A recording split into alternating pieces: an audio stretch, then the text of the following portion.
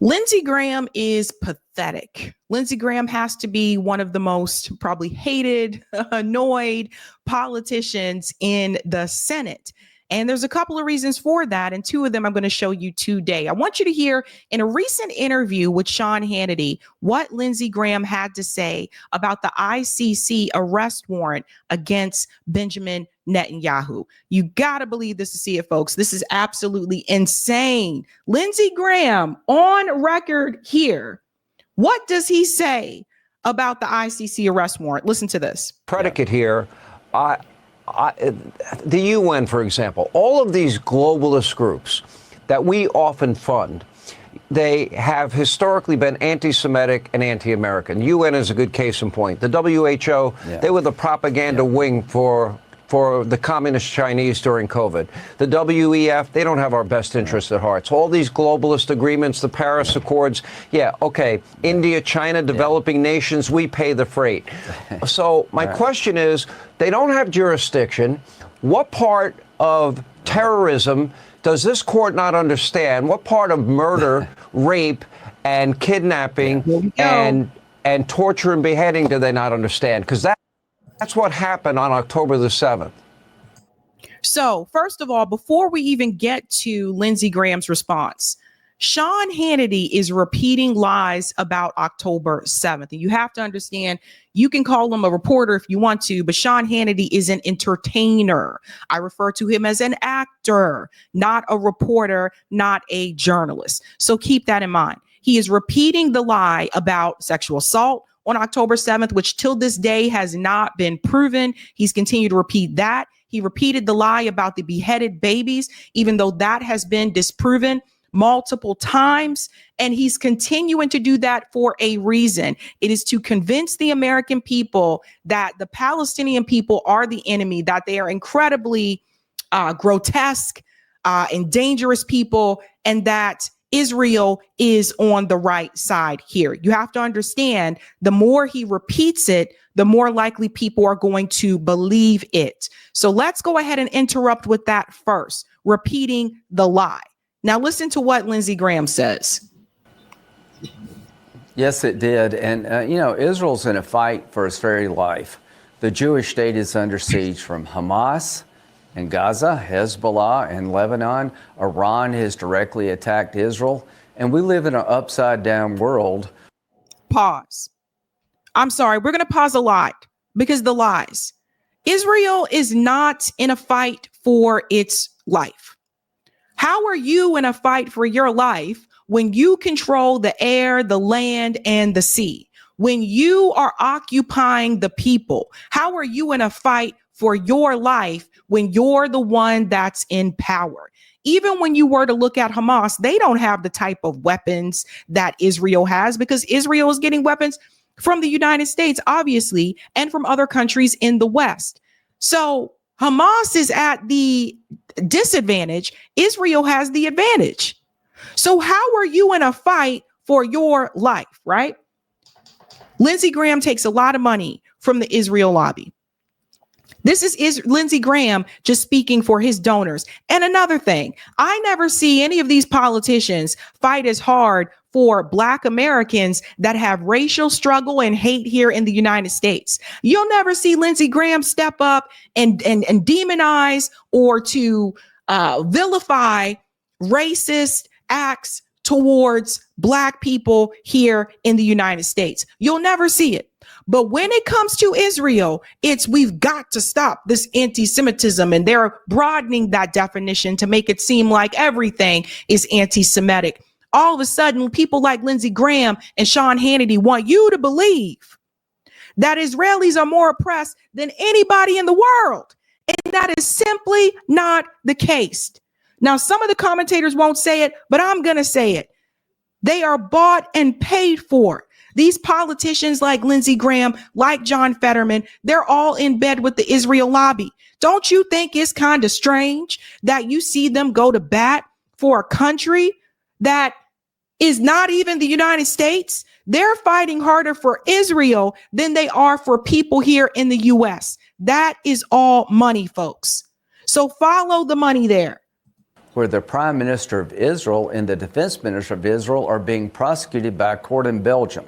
Now, let me say this. The court ruled that Gaza is a state. No, there is no Palestinian state under international law. So that's the first thing they got wrong. And Israel's not a member of the International Criminal Court, nor are we. In 1998, I fought the idea that we would join the International Criminal Court. Why? Because you were paid to. And let's bring up something. He says, no, that's against, it's not under international law that there is no Palestinian state. Now, all of a sudden, you care about what international law says. Now, all of a sudden, that matters. It only matters when it fits your narrative. So 1 minute, it's we're not a part of the ICC and neither is Israel, and we're not going to pay attention to international law. But when it fits your narrative, you have no problem paying attention to international law. Jesus Christ. Sovereignty. I do not want a court in The Hague trying American soldiers or American politicians defending our country. This is a direct threat to the state of Israel. There have been more resolutions condemning Israel in the UN than every other nation, all the nations combined. It's the anti-Semitic body, and this court is trying to literally put in jail the Prime Minister of Israel, the Defense Minister, for defending itself against multiple terrorist organizations. Pause. So here's what he forgets to mention. The arrest warrant wasn't just for Benjamin Netanyahu, it was also for leaders of Hamas as well. So if you were to watch Fox News and just listen to this interview here from Lindsey Graham, you would just assume, you would know that. You would know that if you didn't do the research. This is why corporate media is failing. This is why corporate media is dying. And then two, everything is not anti-Semitic. I'm getting really pretty tired of this. It's really starting to piss me off. Anytime that you criticize the Israeli government or you criticize what Israel is doing, that does not mean that that is anti-Semitic. The dangerous line that we are walking on right now, particularly in this country, is that our government is trying to make it so that it is going to be against the law to criticize Israel. And that is a dangerous path. I don't think that that is safe for Jewish people. I really don't. Remember, a lot of the people that have been protesting are Jewish people, are Jewish Americans. They leave that out. They don't want you to know that. If you've gone to any of the pro-Palestinian protests, you would know that. So I think that's a very dangerous line, because what is happening now is that you are giving people the impression that one particular group, one particular government cannot be criticized. And that is not good for that group of individuals. We've seen something like this happen in the world before. Might I need to remind you? But that is the path that people like Lindsey Graham and Sean Hannity, they are going to walk down, because that is what they are paid to do. What will I do? If you are going to help the ICC as a nation enforce their arrest warrant against Bibi and Gallant, the former defense minister, I will put sanctions on you as a nation. You're going to have to pick the rogue ICC versus America. I'm working with Tom Cotton to have legislation passed as soon as we can to sanction any country that aids and abets the arrest of any politician in Israel. What they're doing in Israel is trying to prevent a second Holocaust. Pause. That is a damn lie. Number one, who has lost more people? Gaza or Israel? The West Bank or Israel? Lebanon or Israel? I think we all know the answer to that. For you to sit up there and to lie and to make people believe that more Israelis have died than Gazans, than Palestinians in the West Bank, than Lebanese people in Beirut, which they're still attacking Beirut now, for you to sit up there and to make people believe that, and then to point at Israel and say, they're the ones that are in danger. They're the ones that's losing everybody. Get out of here. This is propaganda 101. Fortunately for us, a lot of people are not falling for it. Israel has already lost on the world stage. A lot of people are not falling for the creation of Israel and what it's supposed to represent and what it's supposed to mean and what they've done to the Palestinian people and what they continue to do. to people, especially in the West Bank. Lindsey Graham wants you to think that Israel is out there defending itself. How are you defending yourself in the West Bank? Hamas is not in the West Bank. They're taking their homes. They're taking their land. So this was always a part of the plan, people.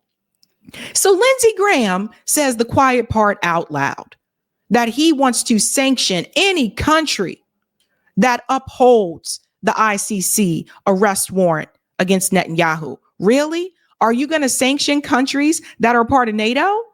France, UK, any of these countries that are part of the West, are you going to sanction them? Maybe you shouldn't be a part of NATO. I'm not a fan of NATO, by the way. I think NATO is ridiculous. But what is that going to do with the U.S. relations with other countries in the West? So here is Lindsey Graham telling you what the U.S. government is notoriously known for: sanctioning other countries, dropping sanctions on countries when they don't agree with you, when they are against what you are doing. The response from the U.S. is to either invade those countries, bomb those countries, or sanction those countries. And the U.S. government has been doing that for years. So here's Lindsey Graham saying the quiet part aloud. So to any ally, Canada, Britain, Germany, France, if you try to help the ICC, we're going to sanction you. Well, that means I want every ally. And you saw little Justin in Canada and his position. What should the penalty be? We should crush your economy because we're next.